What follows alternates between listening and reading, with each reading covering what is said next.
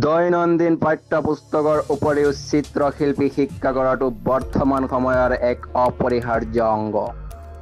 সেই গুৰুত্ব অনুধাৱন কৰি প্ৰতি সপ্তাহৰ দেওবাৰে লাহৰীঘাট সমষ্টিৰ এক ব্যতিক্ৰমী অনুষ্ঠানত অসংখ্য শিক্ষাৰ্থীক শিক্ষা দিয়া হয় চিত্ৰশিল্প। উল্লেখ থাকে যে লাহৰীঘাট অঞ্চলৰ চিত্ৰশিল্পৰ স্বনামধন্য আৰ্টিষ্ট মাইনুল হক চৌধুৰীয়ে অঞ্চলৰ বিভিন্ন অনুষ্ঠান প্ৰতিষ্ঠানত একাংশ শিক্ষাৰ্থীক শিক্ষাৰ ক্ষেত্ৰত অগ্ৰণী ভূমিকা পালন কৰে। আজি দেওবাৰৰ আপুনি স্কুলত কি কৰি আছে? মই ছাত্ৰ ছাত্ৰীক ছবি আৰ্ট শিকাই আছো। ডেইলি দেওবাৰে কি আপুনি এইটো কৰে নেকি? প্ৰত্যেক দেওবাৰে মই কৰোঁ। আপোনাৰ ষ্টুডেণ্ট কিমান? ষ্টুডেণ্ট প্ৰায় ধৰক লাহে লাহে বাঢ়ি আছে, এতিয়াৰ পৰা প্ৰায় 25 মান আছে। হয়, তুমি কি আৰ্ট শিকানে? ডেইলি দেওবাৰে শিকা। আৰ্টিষ্ট ছাৰে কি কি শিকায় তোমালোকক?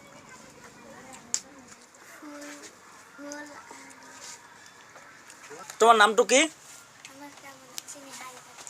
নিহাৰিকা ডেকা। তুমি কি কৰা? ডেইলি দেওবাৰে কি কৰা ইয়াত আহি? আৰ্ট শিকা। তোমাৰ আৰ্ট ছাৰৰ নাম কি? মাইনুল হক ছাৰ। স্কুলখনৰ নাম তিনিচুকীয়া জাতীয় বিদ্যালয়। ঠিক আছে, তোমালোকক ছাৰে কি কি শিকায়?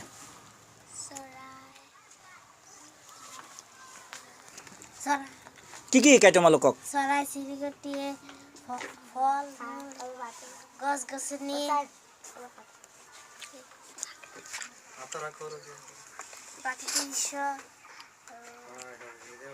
ছাত্ৰ ছাত্ৰীৰ ভৱিষ্যতৰ বিষয়ে কি কয়?